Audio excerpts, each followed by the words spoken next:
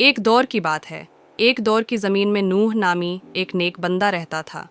وہ ایک امید کی کرن تھا اور اخلاق کی روشنی تھی، ایک دنیا میں جو اپنے راستے سے بھٹک چکی تھی۔ نوح خدا کے عبادت گزار تھے اور ان کی خدا کی بھکتی میں کوئی لچک نہیں تھی۔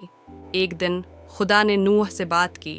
اس نے انہیں ایک عظیم سیلاب کی خبر دی جو زمین کو اس کی بدکرداری سے صفا کرے گا۔ لیکن خدا نے اپنی لامحدود رحمت میں نوح کو اپنے خاندان اور زمین کے بے گناہ مخلوقات کو بچانے کا موقع دیا۔ اس نے نوح کو ہدایت کی کہ وہ ایک کشتی تیار کریں، ایک بڑی بحری جہاز جو انہیں آنے والے سیلاب سے محفوظ رکھے گا۔ نوح، حالانکہ وہ پریشان تھے، لیکن انہوں نے اس الہی مشن کو عجز کے ساتھ قبول کیا۔ انہوں نے کشتی کی تعمیر شروع کی، ایک کام جو کئی سالوں تک جاری رہے گا۔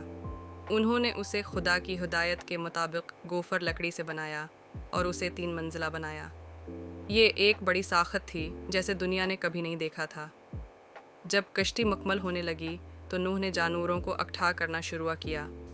خدا نے انہیں ہدایت کی تھی کہ وہ ہر قسم کے جانور، پرندے اور زمین پر چلنے والے مخلوقات کی جوڑیاں لے آئیں۔ شاہینوں سے لے کر عجیب الخلقت چیونٹیوں تک سب کو سیلاب سے بچایا گیا تھا۔ یہ دیکھنے میں حیرت انگیز تھا کہ تمام اقسام کے جانور ایک منظم طریقے سے کشتی کی طرف چلے آئے، گویا کہ کسی غیر مرئی ہاتھ کی ہدایت پر۔ آخرکار سیلاب کا دن آ گیا۔ آسمان میں کالے بادل جم گئے اور آسمان کھل گیا۔ بارش طوفان کی طرح گرنے لگی اور جلد ہی زمین پانی سے ڈھک گئی۔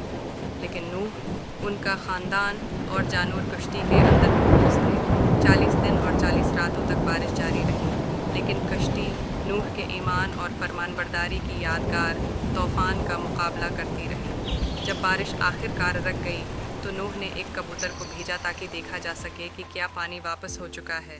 کبوتر ایک زیتون کی پتی کے ساتھ واپس آیا، ایک اشارہ کہ خشک زمین پھر سے نظر آ چکی ہے۔ نوح، ان کا خاندان اور جانور کشتی سے نکل کر ایک دنیا میں آئے جو صفا کر کے دوبارہ پیدا ہو چکی تھی۔ انہوں نے اپنی نجات کے لیے خدا کا شکریہ ادا کیا اور نئی زندگی شروع کی، وعدہ کرتے ہوئے کہ وہ صلاحیت اور اخلاق کو برقرار رکھیں گے۔ اور اس طرح نوح کی کشتی کی کہانی خدا کی رحمت اور ایمان کی طاقت کی یاد دلاتی ہے۔ یہ ہمیں بتاتی ہے کہ بڑی مصیبتوں کے باوجود بھی جو لوگ اپنے عقائد میں ثابت قدم رہتے ہیں وہ نجات پا سکتے ہیں۔